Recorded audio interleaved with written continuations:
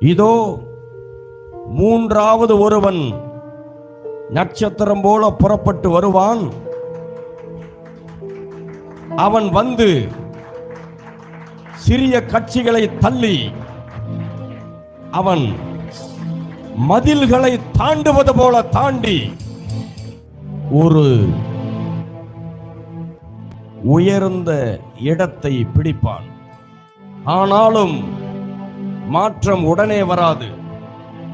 மாற்றத்திற்கான துவங்கும். 3 எழுத்து கட்சியில் இளைஞனாய் இருக்கிற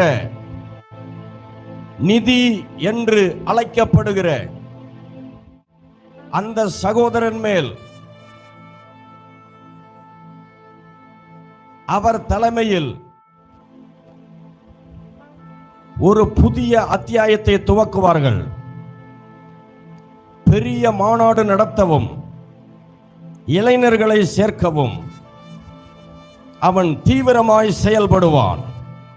Thank you, Holy Spirit. அந்த கட்சிக்குள் அவனுடைய கை உயர்த்தப்படும்.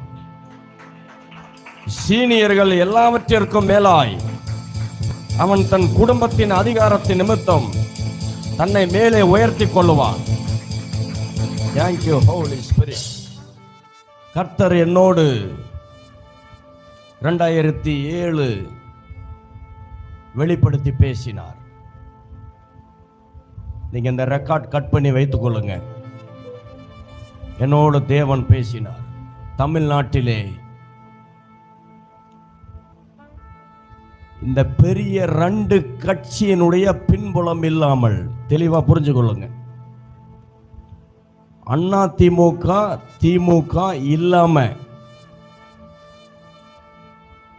ஒரு மாற்றத்தை கர்த்தர் கொண்டு வரப்போகிறார்.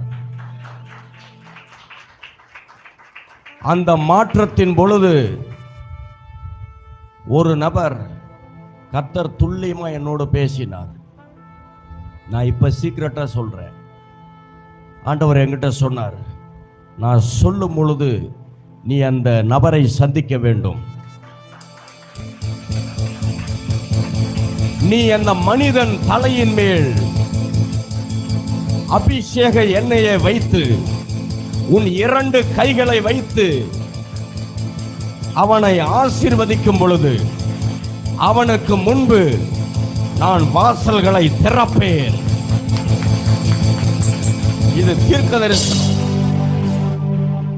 ஒருவேளை ஆன்லைன்ல பார்க்குறவங்க யாரோ இது 2026 நடக்குமான்னு கேட்கலாம். மாற்றத்திற்கான துவக்கம் 2026 துவங்கும். மாற்றம் வர நாட்கள் பிடிக்கும். அரசியலுக்கும் உங்களுக்கும் நல்ல ஒரு தொடர்பு இருந்ததா? அநேக அரசியல் தலைவர்களே உங்க வீட்டுக்கு வந்து போனது. சுவாரஸ்யமான இந்த தமிழ்நாடு அரசியலை பற்றி எங்களுக்கு தெளிவுபடுத்த முடியாது. 50 ஆண்டு காலமாய் தொடர்ந்து வருகிற திராவிட கட்சி அல்லாத ஒரு கட்சி, ஒரு மனிதன் மூலம் புதிய ஆட்சியை காலத்திற்கு முன்பே மறையக்கூடிய சூரிய பிரகாசம் உதிக்கும்.